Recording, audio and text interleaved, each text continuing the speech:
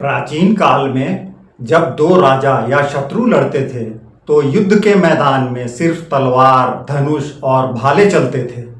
लेकिन जब संकट इतना गहरा हो जाता था कि कोई उपाय नहीं बचता, तब देवताओं के पास से उतरता था ब्रह्मास्त्र।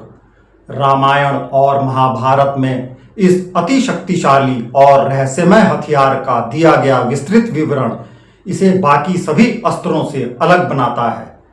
प्राचीन साहित्य में बताया गया है कि ब्रह्मास्त्र का नाम सुनते ही दुश्मनों की रूह कांप जाती थी। यह अस्त्र बिना लक्ष्य को भेदे लौटता नहीं था और जहां गिरता था वहां सैकड़ों वर्षों तक घास भी नहीं उगती थी। इसे चलाने का अधिकार सिर्फ उन्हीं योद्धाओं को था जिनमें संयम, धर्म और अद्भुत साधना की शक्ति हो, जैसे भगवान राम, अर्जुन, भीष्म या द्रोणाचार्य। ब्रह्मास्त्र का प्रयोग अत्याचारियों और अधर्मियों के खिलाफ ही किया जाता था और अगर किसी ने इसे निजी स्वार्थ या अहंकार में चलाया तो उसका परिणाम भीषण विनाश और श्राप के रूप में मिलता था। रामायण में भगवान राम ने रावण के विनाश के लिए ब्रह्मास्त्र का उपयोग किया। महाभारत में अर्जुन और अश्वत्थामा के बीच ब्रह्मास्त्र के टकराव से सृष्टि के विनाश की आशंका पैदा हो गई थी, जिसे रोकने के लिए स्वयं वेद व्यास और नारद को हस्तक्षेप करना पड़ा। यह अस्त्र इतना प्रचंड था कि इसका प्रयोग अंतिम विकल्प के रूप में ही किया जाता था, सिर्फ तब जब धर्म, सत्य और मानवता पर संकट हो। ब्रह्मास्त्र का संचालन केवल मंत्र, ध्यान और दिव्य शक्ति से ही संभव था। यह सिर्फ एक हथियार नहीं बल्कि जिम्मेदारी, नैतिकता और आत्म संयम का प्रतीक था। यही कारण है कि इसे चलाने वाले को भी परम संयमी, धर्मनिष्ठ और राष्ट्रहित में सोचने वाला होना चाहिए था। आज के भारत में जब देश की सीमाओं पर संकट गहराता है, जब निर्दोषों की हत्या धर्म पूछ पूछ कर की जाती है, जब आतंकवादी बिना किसी कारण के कश्मीर की घाटी को खून से रंग देते हैं, तो भारत के पास भी एक ऐसा अस्त्र है जिसे पूरी दुनिया आज के युग का ब्रह्मास्त्र मान चुकी है। आप सही समझे, बात हो रही है ब्रह्मोस मिसाइल की। भारत और रूस की संयुक्त प्रतिभा और विज्ञान का चमत्कार, जिसकी गति, सटीकता और विनाश क्षमता ने पूरी दुनिया को हैरान कर दिया है। ब्रह्मोस का नाम भी ब्रह्मपुत्र और मोस्कवा नदियों से लिया गया है, जिसमें भारतीय संस्कृति और विज्ञान का संगम है। आज यह मिसाइल न सिर्फ तकनीकी रूप से बल्कि प्रतीकात्मक रूप से भी भारत की शक्ति, संतुलन और जिम्मेदारी का प्रतीक बन चुकी है। ब्रह्मोस की गति ध्वनि से लगभग 3 गुना ज्यादा तेज है। मैक 3 यानी लगभग 3700 किलोमीटर प्रति घंटा। इसे जमीन, समुद्र, विमान या पनडुब्बी कहीं से भी दागा जा सकता है। इसकी मारक क्षमता 300 से 800 किलोमीटर तक है और यह अपने लक्ष्य को 1 मीटर से भी कम की सटीकता से भेद सकती है। ब्रह्मोस को रोकना लगभग असंभव है क्योंकि दुश्मन के पास प्रतिक्रिया का समय ही नहीं बचता।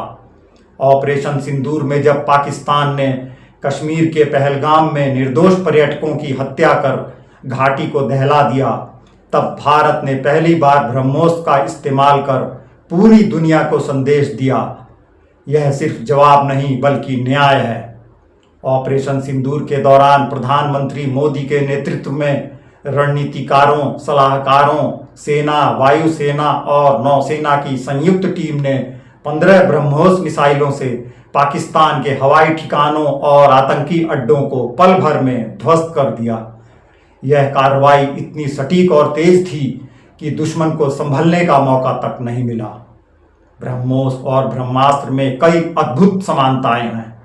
दोनों ही अस्त्रों का प्रयोग तभी किया जाता है जब संकट चरम पर हो, जब अन्य सभी उपाय विफल हो जाएं और जब धर्म या राष्ट्र की रक्षा दांव पर हो। ब्रह्मास्त्र की तरह ब्रह्मोस भी बिना लक्ष्य को भेदे नहीं रुकता।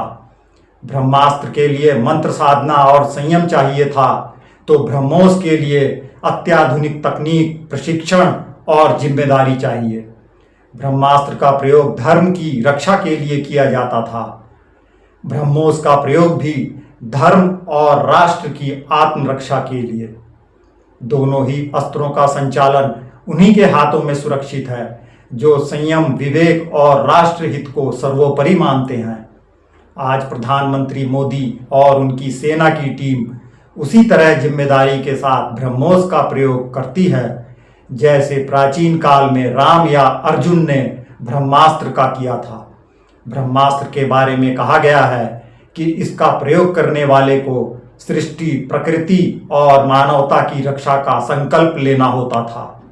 अगर इसका दुरुपयोग हुआ तो परिणाम भयंकर होते थे। महाभारत में अश्वत्थामा ने जब इसे गुस्से और बदले की भावना से चलाया तो उसे जीवन भर भटकने का श्राप मिला। ब्रह्मोस भी एक ऐसा अस्त्र है जिसे भारत ने कभी आक्रामकता के लिए नहीं बल्कि आत्मरक्षा और न्याय के लिए विकसित किया है। ऑपरेशन सिंदूर में भी इसका प्रयोग आतंकवादियों और उनके ठिकानों के खिलाफ किया गया।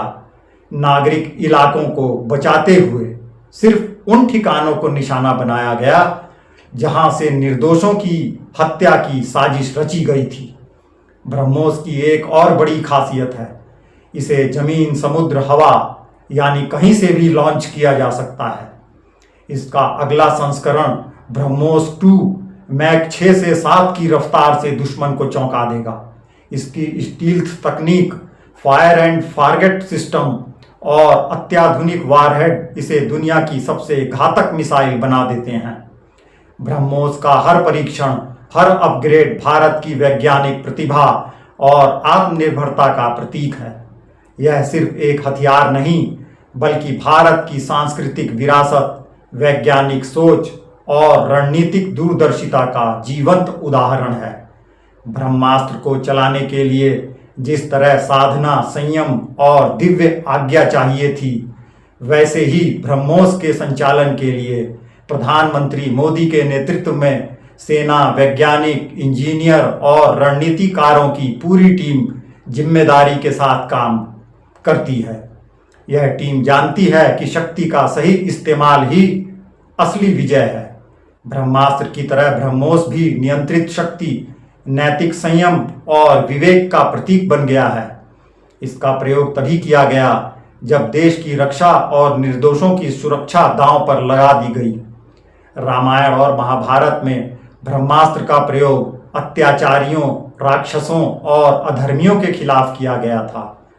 आज ब्रह्मोस का प्रयोग उन्हीं के खिलाफ हुआ जो आतंक, अन्याय और निर्दोषों की हत्या को अपना हथियार बनाते हैं। पहलगाम कांड में आतंकवादियों ने धर्म पूछ कर निर्दोष पर्यटकों की हत्या की, घाटी में दहशत फैलाई और कश्मीरी अर्थव्यवस्था को बर्बाद कर दिया।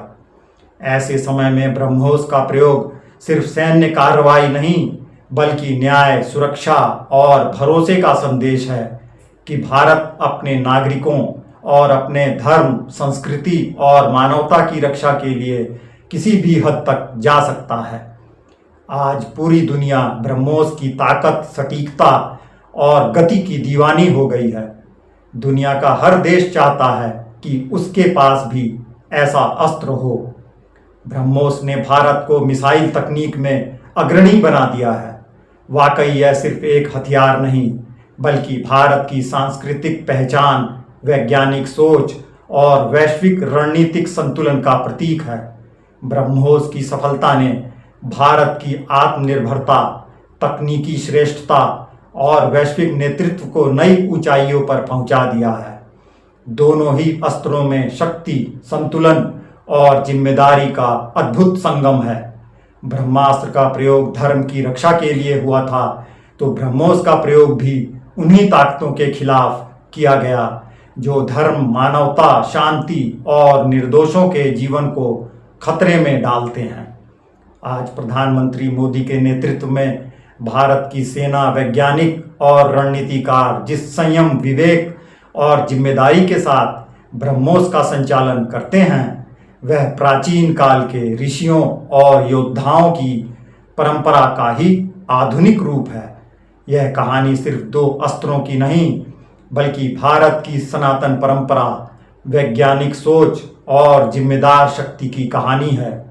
दोनों ही अस्त्रों का संदेश एक ही है, शक्ति का सही इस्तेमाल संयम और न्याय के लिए ही होना चाहिए।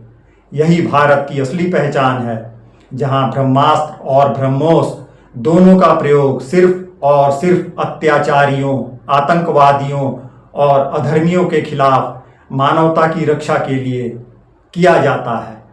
आज जब पूरी दुनिया भारत की ओर देख रही है, तो ब्रह्मोस सिर्फ एक मिसाइल नहीं, बल्कि भारत की सांस्कृतिक विरासत, वैज्ञानिक प्रतिभा और नैतिक शक्ति का जीवंत प्रमाण है। यही है रामायण महाभारत के ब्रह्मास्त्र और हमारे ब्रह्मोस का अद्भुत संगम, जहां शक्ति, संयम और न्याय एक साथ चलते हैं। क्या आपको नहीं लगता कि यही है भारत की सनातन शक्ति का सफर, पुराणों से लेकर आज तक, धर्म से लेकर राष्ट्र तक और युद्ध से लेकर न्याय तक।